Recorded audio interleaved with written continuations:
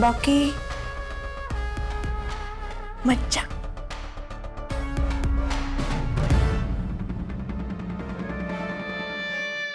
Arjun, breakfast नकोय मला. अरे तुझ्या आवडीचा गोड शिरा केलाय. मला तुझ्या हातचं काहीच खायचं नाहीये. हा सर, बरं झालं तुम्ही भेटला. फडके, तुम्ही इथं एवढ्या घाईघाईनं काय येताय? आणि हे काय आहे? अहो, पेढे आणले सर, पेढे. आनंदाच्या क्षणी पेढे नाही द्यायचे तर मग कधी द्यायचे? म्हणजे अहो सर, तुम्हाला बेस्ट एंटरप्रेनर ऑफ द इयरचा अवॉर्ड मिळालाय. ऑफिसचे स्टाफ, वर्कर, सगळे गावातले माणसं खूप खुश झाले. आणि आता लगेच मीडियाची टीम तुमची इंटरव्ह्यू घ्यायला येते. सर घ्या ना पेढा. मॅडम तुम्ही पण घ्या. सर आता पटकन जाऊया, कारण ती टीम येते तुमचा इंटरव्ह्यू घेण्यासाठी. अर्जुन, कॉंग्रॅच्युलेशन.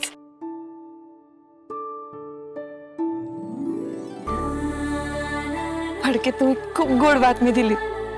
खरंच गोड बातमी आहे मॅडम.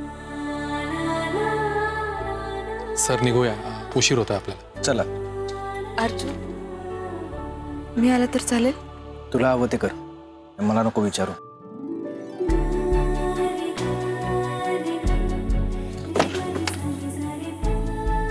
मॅडम या.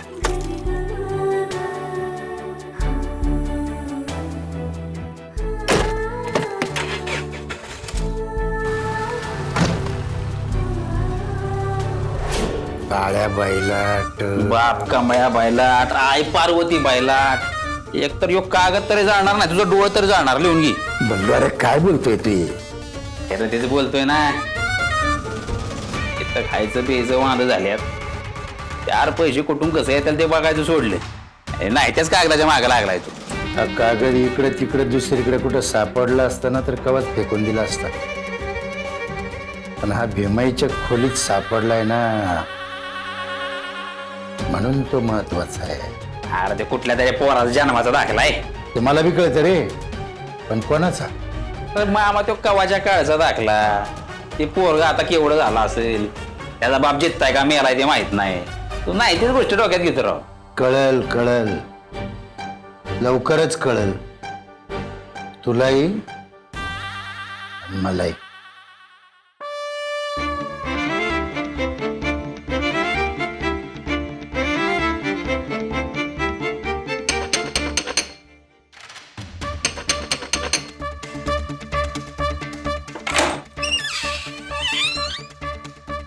तू कशाला आला इकडे? कोणी बोलावलंय? मी बोलवलंय त्याला. ये रे आते. मामा बोलवलं तुम्ही?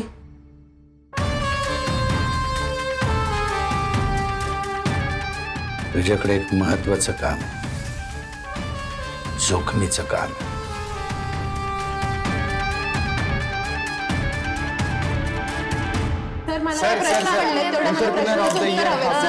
प्लीज तुम्ही जरा शांत बसून घ्या.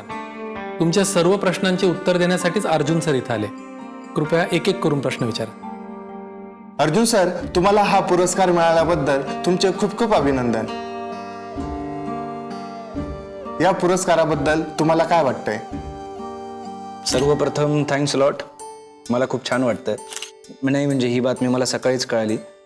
हा पुरस्कार मला जरी मिळाला असला तरी सुद्धा माझ्या सहकाऱ्यांशिवाय हे शक्य झालं नसतं. त्यामुळे त्यांचे खूप खूप आभार, कारण या सगळ्यामध्ये त्यांचा सिंहाचा वाटा आहे.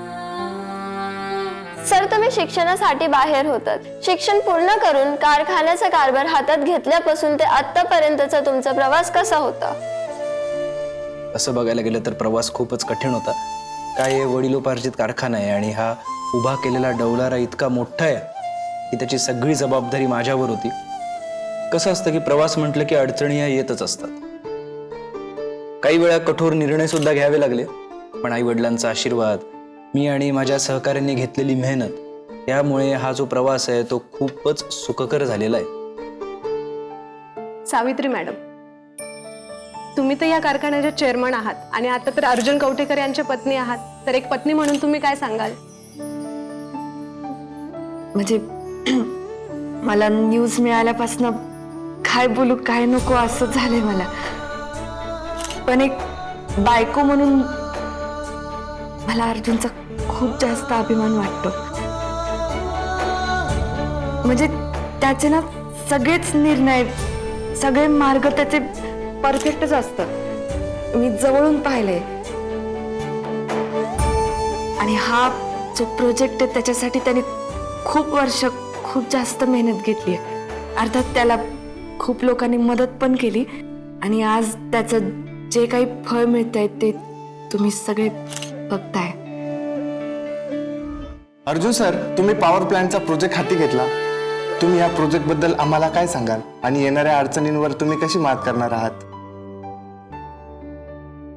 नाही म्हणजे मी जेव्हा प्रोजेक्ट घेतला होता ना तेव्हा मला माहित होतं, मी गृहीत धरलं होतं की अडचणी या येणार आहेत, लोक आपल्याला त्रास देणार आहेत. पण माझा ना एका गोष्टीवर खूप विश्वास आहे. जगामध्ये जेवढी वाईट माणसं असतात ना तेवढीच चांगली माणसं असतात. त्यामुळे आपला हेतू चांगला असला की झालं. सर, तुम्ही मगाशी सांगितलं की सगळ्यांनी तुम्हाला सपोर्ट केलं, मग या पुरस्काराचा अधिक श्रेय तुम्ही कोणाला द्याल? नाही, मी मगाशी म्हणालो तसं माझ्या कारखान्यातल्या लहानातल्या लहान माणसापासून सगळ्यांना हे श्रेय जातं. ते आहेत म्हणून मी आहे, हा कारखाना आहे. ते जर नसते ना, त्यांनी जर ही प्रामाणिक मेहनत घेतली नसती तर मला हा दिवस पाहायला मिळाला नसता. पण मी आज एक गोष्ट नमूद करू इच्छितो. मला एक गोष्ट सांगायची आहे. ती म्हणजे माझ्यासाठी सर्वात इम्पॉर्टंट काय असेल तर ते म्हणजे माझी बायको मिसेस सावित्री अर्जुन कवठेकर.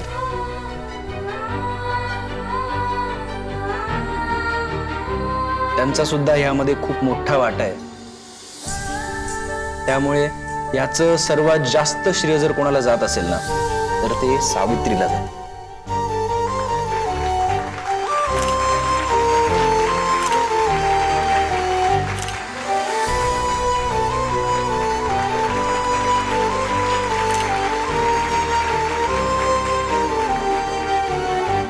कमळ्याबाई लाट हा आणि कोण? जो प्रश्न तुला पडलाय ना तोच प्रश्न आम्हाला पडलाय. हा कमळ्याबाई लाट कोण, कुठे राहतो, काय करतो तेच शोधायचंय तुला. अहो, या जगात 100 कमळ्या बैलट असतील, त्यातून याला कुठं उलगायचं? ते तुझ्या हातात तो कागद आहे ना, नीट वाच. हा दाखला जरी जुना असला तरी त्या दाखल्यावर ज्या हॉस्पिटलचं नाव आहे ते अजून हयात आहे.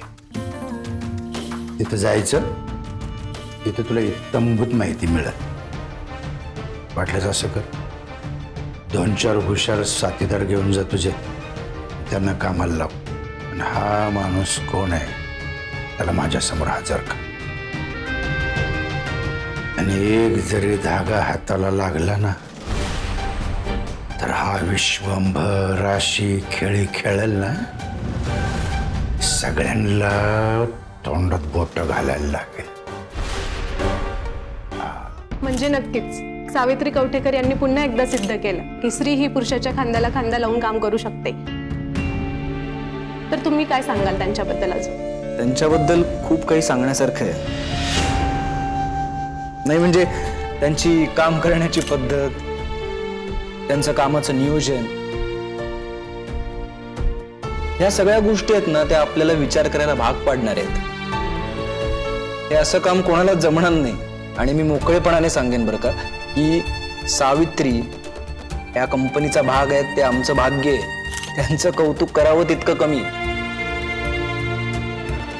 त्यांची काम करण्याची पद्धत, विचार याच्या जोरावर त्यांनी इतक्या कमी वेळात इतक्या गोष्टी अचीव्ह केलेल्या आहेत. कामाच्या जोरावर त्यांनी विश्वास संपादन केला. त्या साखर कारखान्याच्या चेअरमन झाल्या, त्यांनी हा सगळा कारभार हाती घेतला. पण त्यांनी कारखान्याचं एका सुद्धा रुपयाचं नुकसान होऊ दिलेलं नाही. इतकं सगळं केलं त्यांनी माझ्यासाठी, या कंपनीसाठी, कारखान्यासाठी. Thanks a lot Savitri. Thank you.